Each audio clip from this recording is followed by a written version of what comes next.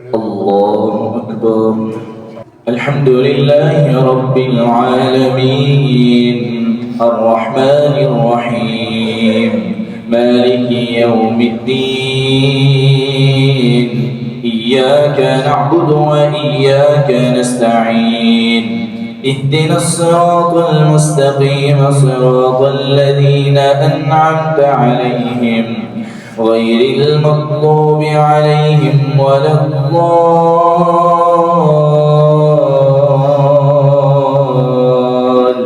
الضالين آمين.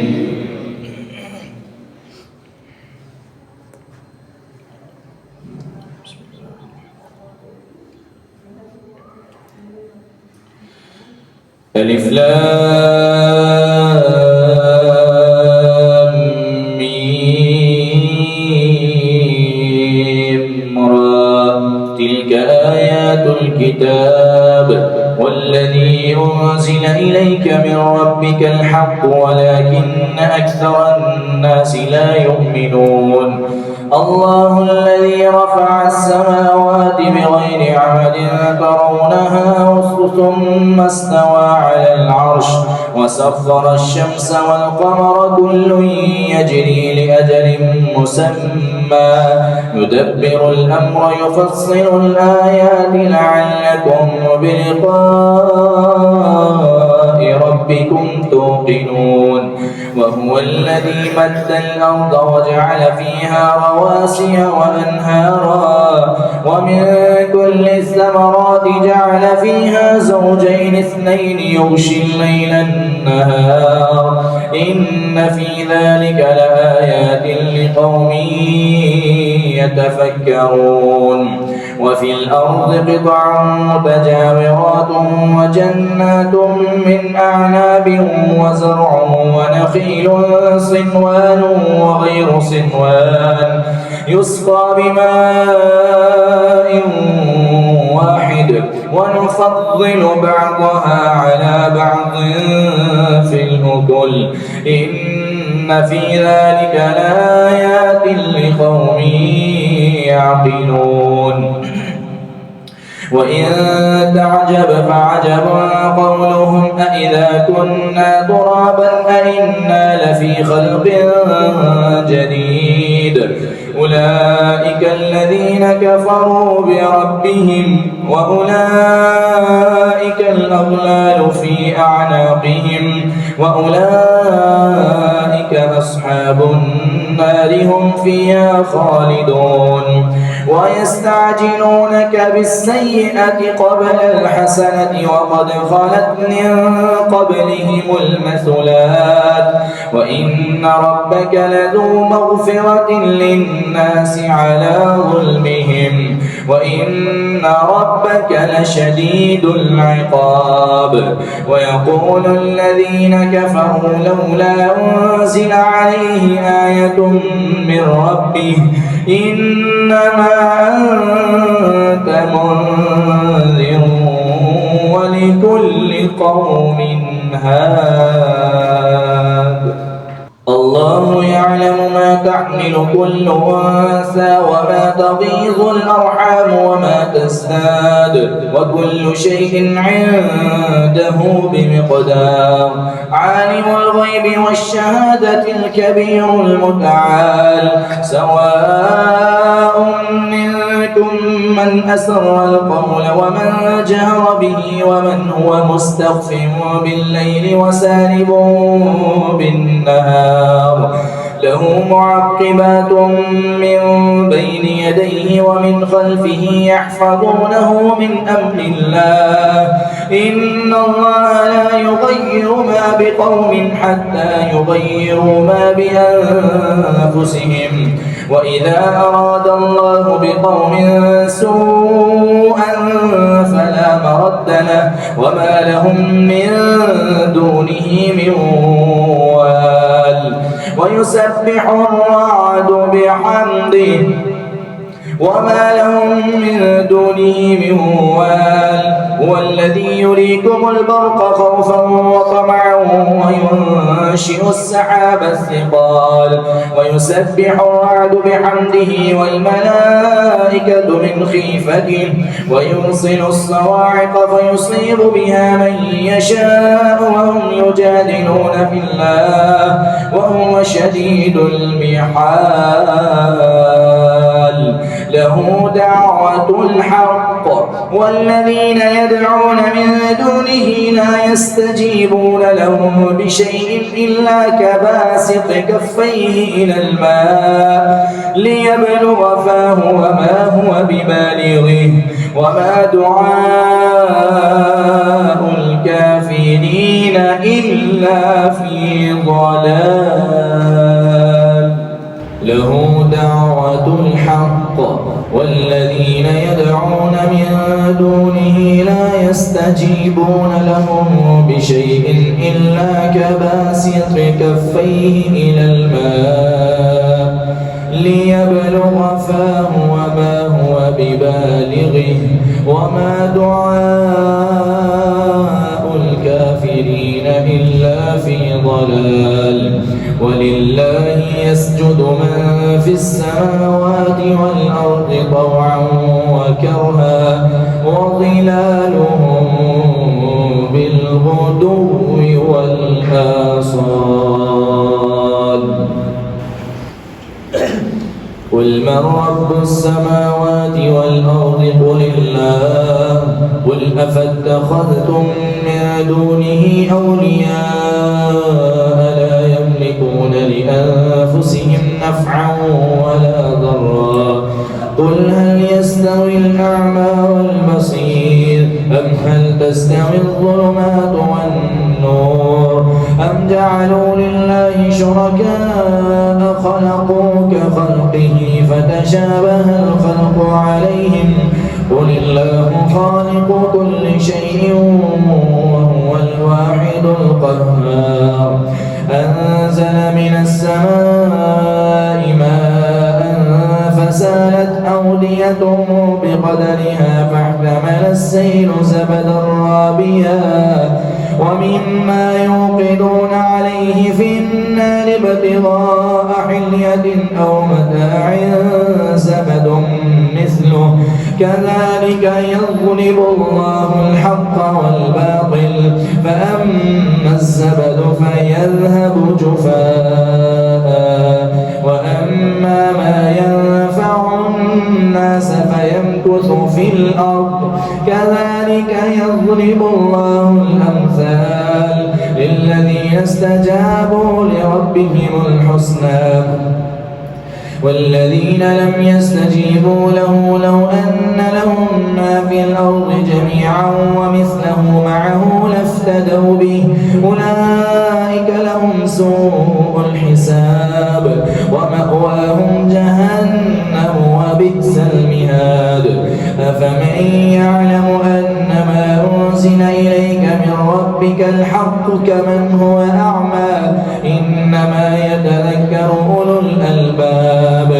الذين يوفون بعهد الله ولا ينقضون الميثاق والذين يصلون ما أمر الله به أن يوصل ويخشون ربهم ويخافون سوء الحساب والذين صبروا ابتغاء وجه ربهم وأقاموا الصلاة وأنفقوا مما رزقناهم سرا وعلانية ويدرؤون بالحسنة السيئة أولئك لهم عقبى الدار جنات عدن يدخلونها ومن صلح من آبائهم وأزواجهم وذرياتهم والملائكة يدخلون عليهم من كل باب سلام عليكم بما صبرتم فنعم عقبى الدار والذين ينقضون عهد الله من بعد ميثاقه ويقطعون ما أمر الله به أن يوصل ويفسدون في الأرض أولئك لهم اللعنة ولهم سوء الدار. الله يبسط الرزق لمن يشاء ويقدر وفرحوا بالحياة الدنيا وما الحياة الدنيا في الآخرة إلا متاع. ويقول الذين كفروا لولا أنزل عليه آية من ربه قل إن الله يضل من يشاء ويهدي إليه من أناب الذين آمنوا وتطمئن قلوبهم بذكر الله ألا بذكر الله تطمئن القلوب الذين آمنوا وعملوا الصالحات طوبى لهم وحسن مآب. كذلك أرسلناك في أمة قد خلت من قبلها لتتلو عليهم الذي أوحينا إليك وهم يكفرون بالرحمن قل هو ربي لا إله إلا هو عليه توكلت وإليه متاب. ولو أن قرآنا سيرت به الجبال أو قطعت به الأرض أو كلم به الموتى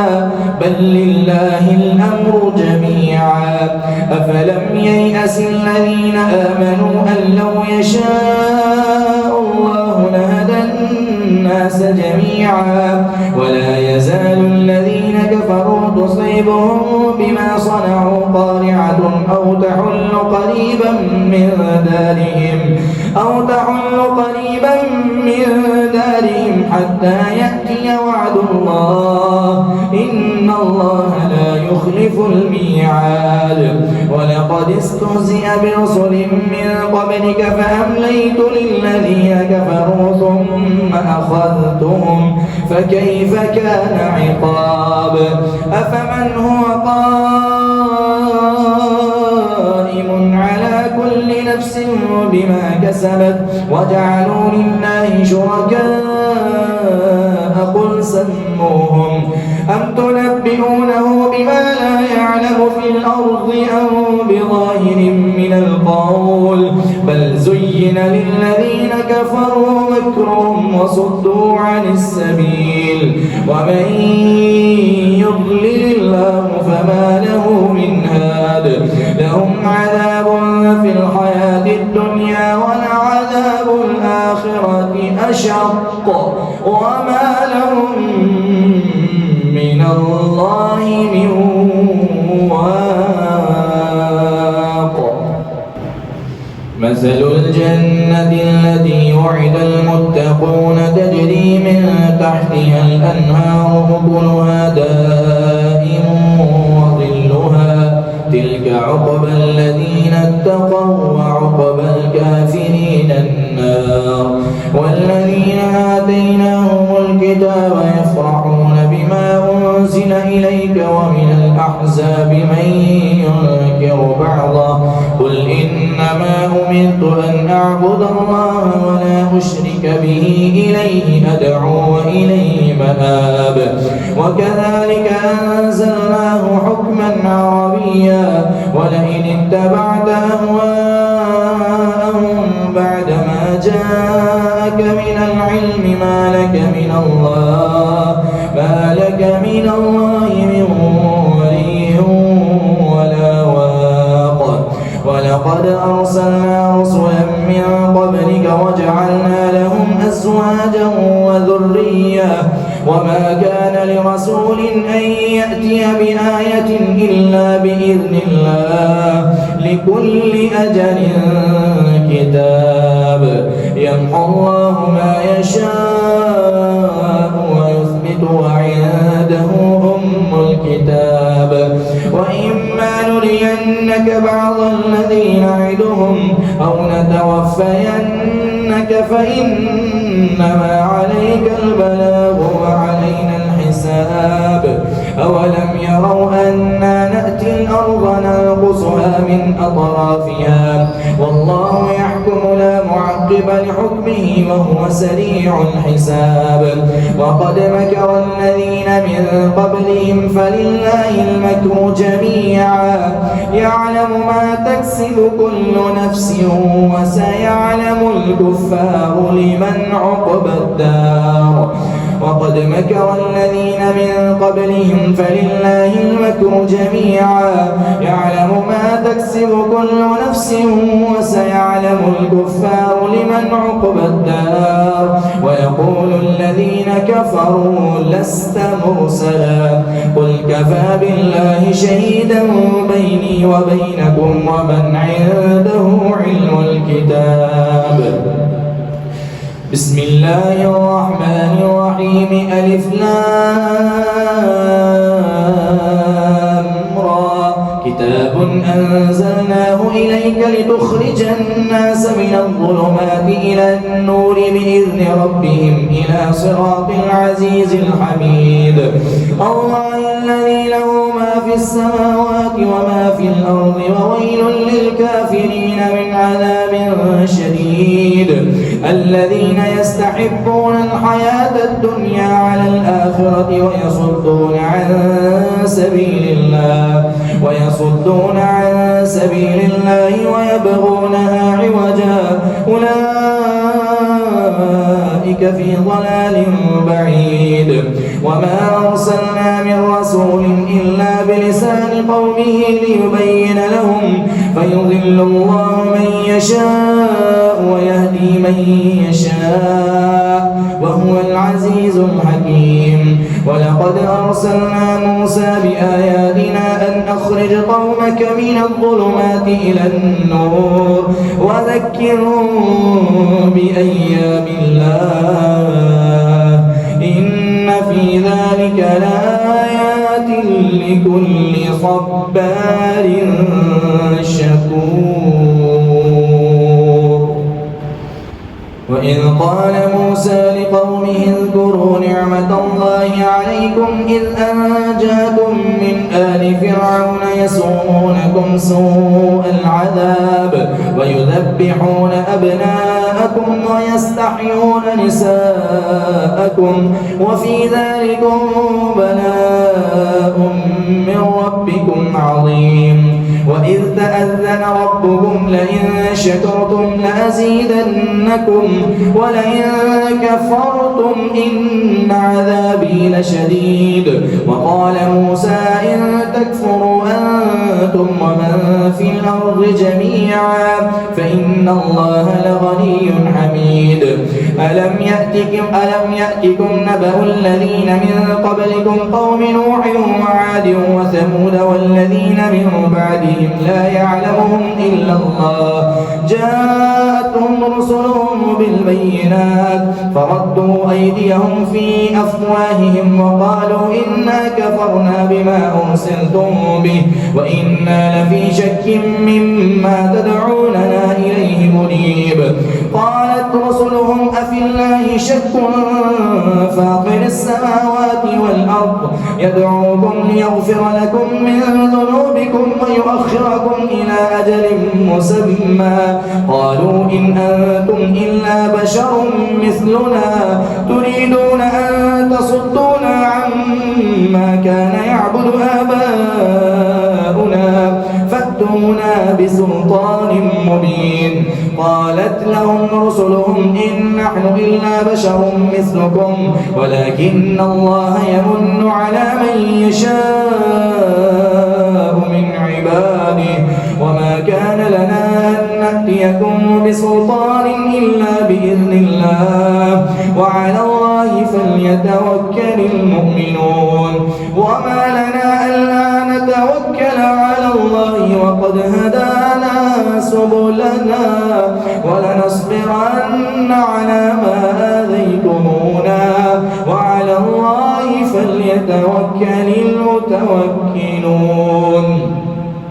وقال الذين كفروا لرسلهم لنخرجنكم من أرضنا أو لتعودن في ملتنا فأوحى إليهم ربهم لنهلكن الظالمين ولنسكننكم لكم الأرض من بعدهم ذلك لمن خاف مقامي وخاف وعيد واستفتحوا وخاب كل جبار عنيد من ورائه جهنم ويسقى من ماء صديد يتجرعه ولا يكاد يسيغه ويأتيه الموت من كل مكان وما هو بميت ومن ورائه عذاب غليظ. اللهم إنا نعوذ بك من عذاب النار. مثل الذين كفروا بربهم أعمالهم كرماد اشتدت به الريح في يوم عاصف لا يقدرون مما كسبوا على شيء ذلك هو الضلال البعيد. ألم تر أن الله خلق السماوات والأرض بالحق إن يشأ يذهبكم ويأتي بخلق جديد وما ذلك على الله بعزيز. وبرزوا لله جميعا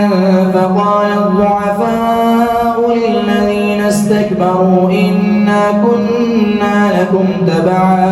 فهل أنتم مغنون عنا من عذاب الله من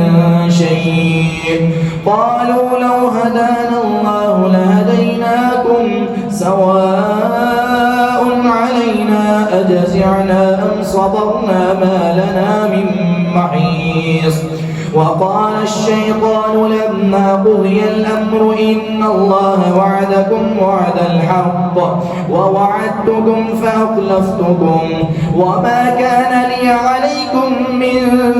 سلطان إلا أن دعوتكم فاستجبتم لي فلا تلوموني ولوموا أنفسكم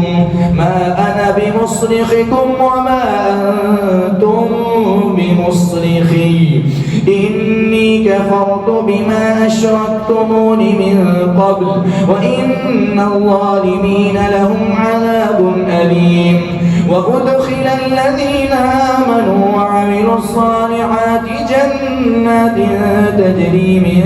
تحتها الأنهار خالدين فيها بإذن ربهم وتحيتهم فيها سلام.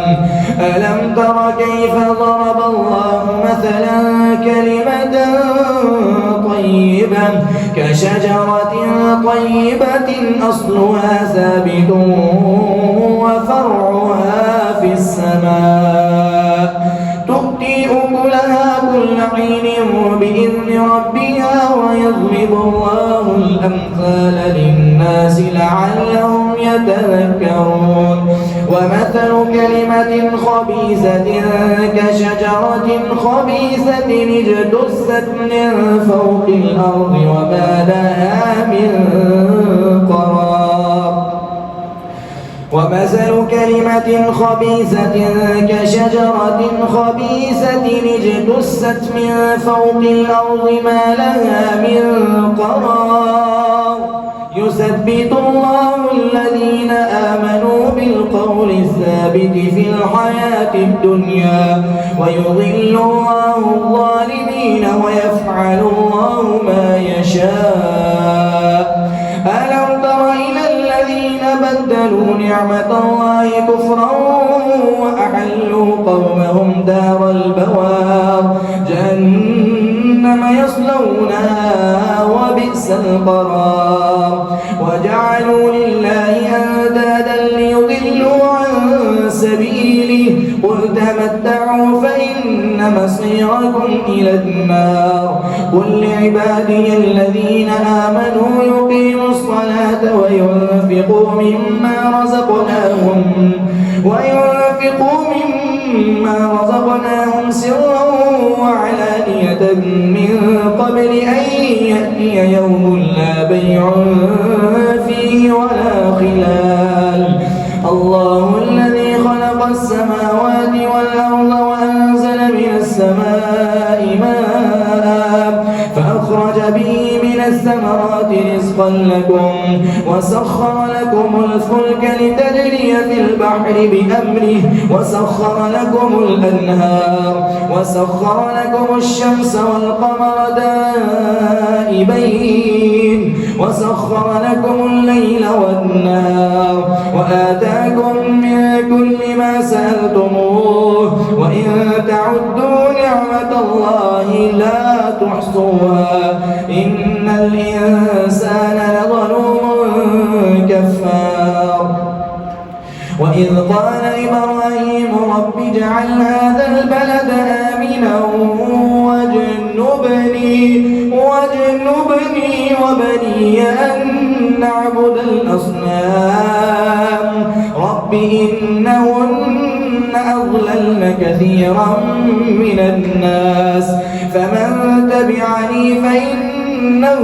مني ومن عصاني فإنك غفور رحيم ربنا إني أسكنت من ذريتي بواد غير ذي زرع عند بيتك المحرم ربنا ليقيموا الصلاة فاجعل أفئدة من الناس تهوي إليهم وارزقهم من الثمرات لعلهم يشكرون ربنا إنك تعلم ما نخفي وما نعلن وما يخفى على الله من شيء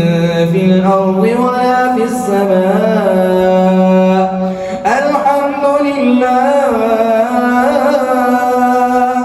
الحمد لله الذي وهب لي على الكبر إسماعيل وإسحاق إن ربي لسميع الدعاء رب اجعلني مقيم الصلاة ومن ذريتي ربنا وتقبل دعائي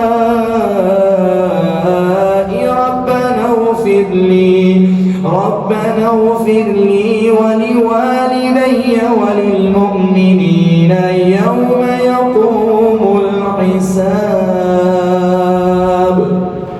ولا تحسبن الله غافلا عما يعمل الظالمون إنما يؤخرهم ليوم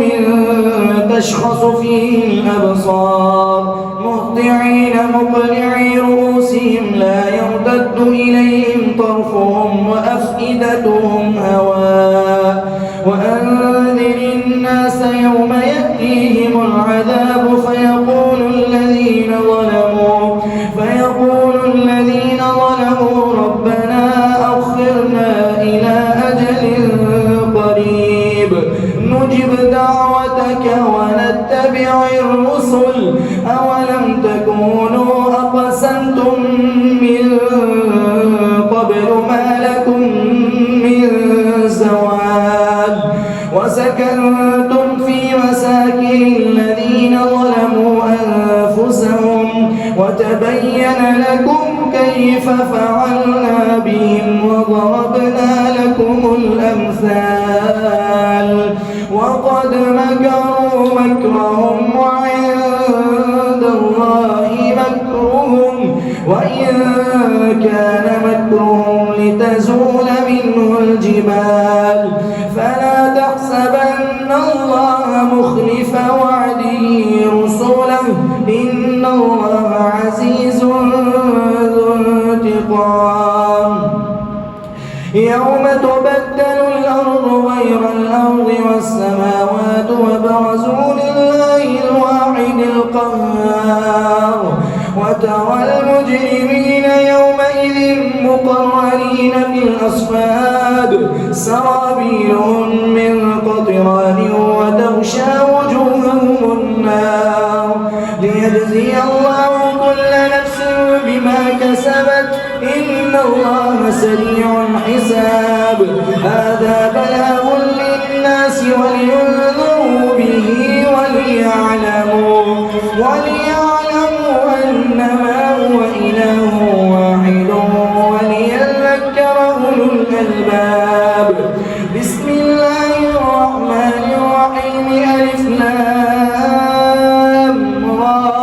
تلك آيات الكتاب وقرآن مبين ربما يود الذين كفروا لو كانوا مسلمين ذرهم يأكلوا ويتمتعوا ويلهيهم الأمل فسوف يعلمون وما أهلكنا من قرية إلا ولها كتاب معلوم ما تسبق من أمة أجلها وما يستأخرون وقالوا يا أيها الذي نزل عليه الذكر إنك لمجنون لو ما تأتينا بالملائكة إن كنت من الصادقين ما ننزل الملائكة إلا بالحق وما كانوا إذا منظرين إنا نحن نزلنا الذكر وإنا له لحافظون ولقد أرسلنا من قبلك في شيع الأولين وما يأتيهم من رسول إلا كانوا به يستهزئون كذلك نسلكه في قلوب المجرمين لا يؤمنون به وقد خلت سنة الأولين ولو فتحنا عليهم بابا من السماء فظلوا فيه يعرجون لقالوا إنما سكرت أبصارنا بل نحن قوم مسحورون ولقد جعلنا في السماء بروجا وزيناها للناظرين وحفظناها من كل شيطان رجيم إلا من استرق السمع فأتبعه شهاب مبين والأرض مددناها وألقينا فيها رواسي وأنبتنا فيها من كل شيء موزون وجعلنا لكم فيها معايش ومن لستم له برازقين وإن من شيء إلا عندنا خزائنه وما ننزله إلا بقدر معلوم وأرسلنا الرياح لواقع فأنزلنا من السماء ماء فأسقيناكموه وما أنتم له بخازنين وإنا لنحن نحيي ونميت ونحن الوارثون ولقد علمنا المستقدمين منكم ولقد علمنا المستأخرين وإن ربك هو يحشرهم إنه حكيم عليم ولقد خلقنا الإنسان من صلصال من حمأ مسنون والجان خلقناه من قبل من نار السموم وإذ قال ربك للملائكة إني خالق بشرا من صلصال من حمأ مسنون فإذا سويته ونفخت فيه من روحي فقعوا له ساجدين فسجد الملائكة كلهم أجمعون إلا إبليس أبى لم يكن إلا إبليس أبى أن يكون مع الساجدين قال يا إبليس ما لك ألا تكون مع الساجدين قال لم أكن لأسجد لبشر خلقته من صلصال من حمأ مسنون قال فاخرج منها فإنك رجيم وإن عليك اللعنة إلى يوم الدين قال رب فأنظرني إلى يوم يبعثون قال فإنك من المنظرين إلى يوم الوقت المعلوم قال رب بما أغويتني لأزينن لهم في الأرض ولأغوينهم أجمعين إلا عبادك منهم المخلصين قال هذا صراط علي مستقيم إن عبادي ليس لك عليهم سلطان إلا من اتبعك من الغاوين وإن جهنم لموعدهم أجمعين لها 7 أبواب لكل باب منهم جزء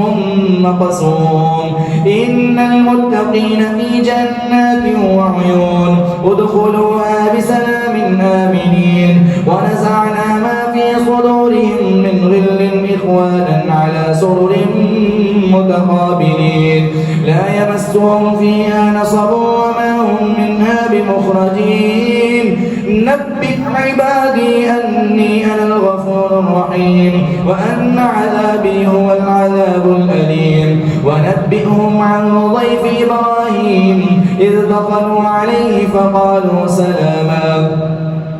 قال إنا منكم وجلون قالوا لا توجل إنا نبشرك بغلام عليم قال أبشرتموني على أن مسني الكبر فبم تبشرون قالوا بشرناك بالحق فلا تكن من القانطين قال ومن يقنط من رحمة ربه إلا الضالون قال فما خطبكم أيها المرسلون قالوا إنا أرسلنا إلى قوم مجرمين إلا آل لوط إنا لمنجوهم أجمعين إلا امرأته قدرنا إنها لمن الغابرين فلما جاء آل لوط المرسلون قال إنكم قوم منكرون قالوا بل جئناك بما كانوا فيه يمترون وأتيناك بالحق وإنا لصادقون